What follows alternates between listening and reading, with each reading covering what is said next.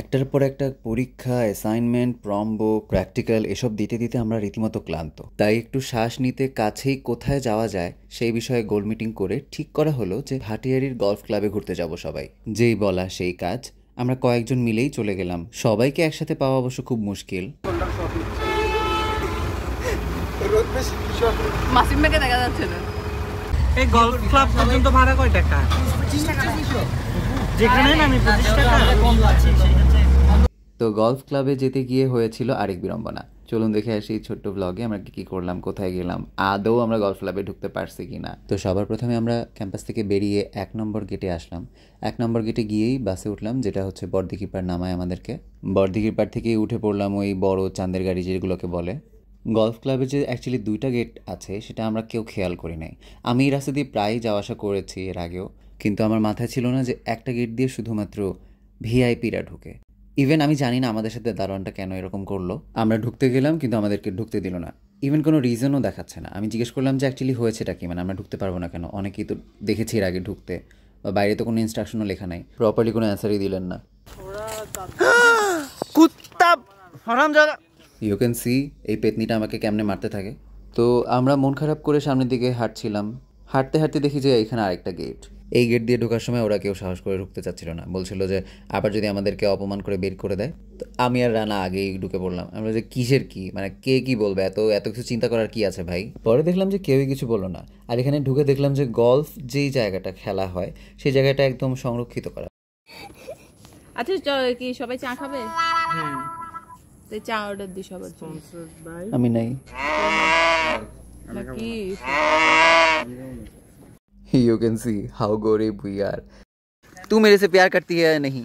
नहीं तू बोल, तू मेरे से प्यार करती है या नहीं? नहीं तू बोल मुझे पहले।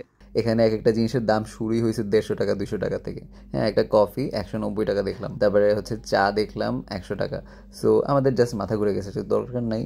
মানসিক শান্তির জন্য আসছি আমরা, জাস্ট এখানে একটু বসি, সানসেটটা এনজয় করি, দেন আস্তে করে চলে যাব।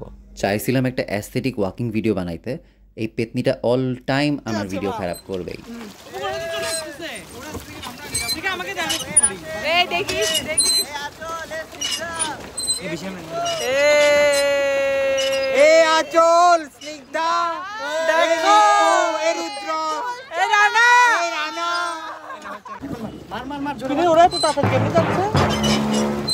গলফ ক্লাব থেকে বেরিয়ে যখন আমরা ফিরছিলাম, ফেরার পথে দেখি যে এখানে বোটিং করার খুব সুন্দর জায়গা আছে। এখানে আমি আগেও এসেছি, আগেও এখানে বোটিং করেছি। তো সবার মাথায় ভূত চাপলো যে এখানে কিছুক্ষণ বোটিং করে দেন হচ্ছে আমরা ব্যাক করি।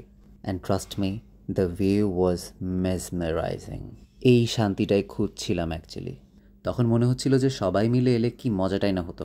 এরকম 4-5টা বোটে আমরা সবাই মিলে একসাথে এরকম ঘুরতাম আর একজন আরেকজনের রেস লাগতাম, কি মজা হইতো। এনিওয়ে, পানি দেখলে আফ্রিদির মাথা ঠিক থাকে না, সেটা আপনারা সবাই জানেন। আমি তো পারছিলাম না এখানে নেমে যেতে।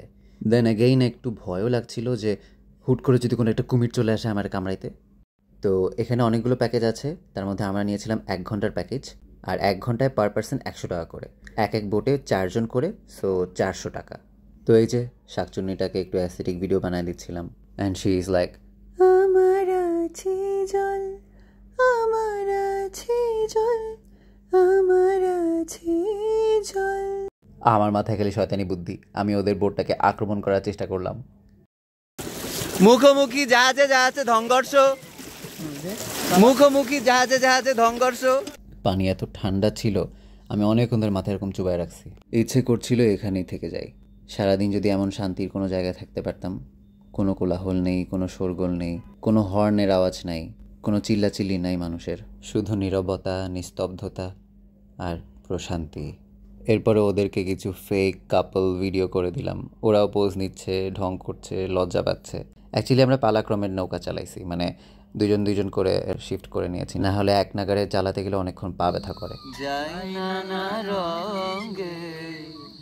যমুনার তীরে সবে যাই নানা রঙে, ভবলি বলিয়া নন্দিত অঙ্গে, ধবলি বলিয়া নন্দিত অঙ্গে, যমুনার তীরে সবে যায় নানা রঙে, যমুনার তীরে সবে যায় নানা রঙ্গে, ভবলি বলিয়া আনন্দিত রঙ্গে, ভবলি বলি আনন্দিত রঙ্গে। এই গানটা আমাদের রিসেন্ট করা লোকনাট্য শ্যাম অভিসারের। এমন সুন্দর পরিবেশে এই গানগুলো গেয়ে আমাদের সময় ভালোই কাটছিল। নন্দন তোরা সত্য করি বলো, মুখে হাসি বাক্য কহে অন্তরে বিবল। আমার মন উদাসী প্রেমের জ্বালা বড় জ্বালা রে, আগুন জ্বলে জ্বলছে না রে, জ্বলছে না রে, কবে দিবো গালা মালা রে, কবে কবে কবে দিবে মালা রে, পালা রে পালা রে, দিমু গলায় মালা রে, মালা রে মালা রে মালা। অনেকদিন পরে এমন সুযোগ পেলে যা হয় আর কি, বুঝতেই পারছেন যে আমরা কতখানি মজা করেছি। তো এই ছিল আজকের মতো। Thanks for watching. অনেক অনেক ধন্যবাদ আমাদের এই অগোছালো ফাজলামো ভরা আনপ্ল্যান ব্লগ দেখার জন্য। সবার তরফ থেকে আমরা বিদায় জানাচ্ছি এবং শেষ করছি আমাদের আজকের সমাচার। লাস্টে এই পেন্টিটার একটু ভ্যাংচানি দেখা যান। Thank you.